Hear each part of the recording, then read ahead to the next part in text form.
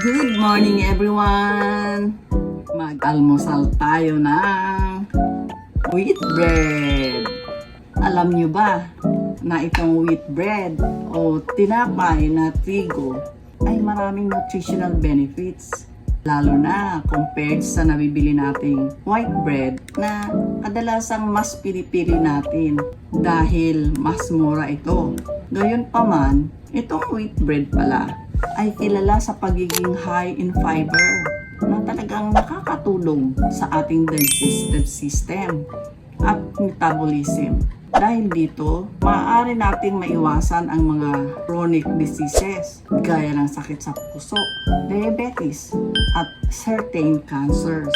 Mayroon din itong complex carbohydrates na nagpo-provide sa atin ng mas sustained na energy. At dahil mas mabagal itong madigest, mas masusustain ang satiety o pagkabusog kaysa sa counterpart na white bread.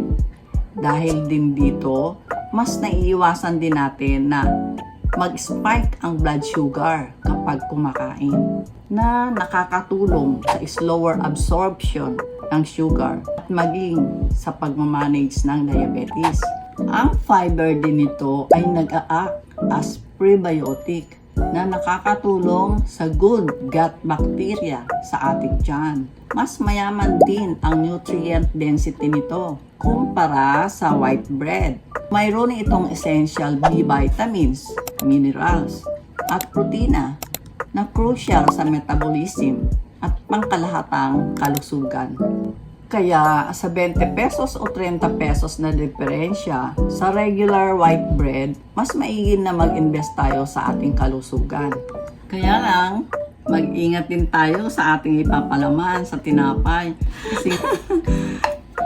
Kasi may tayo, may ham. Pero okay naman. Okay lang. Paminsan-minsan. Pa, diba? Kaya, tara, almusal na tayo. Thank you for watching. Like and subscribe.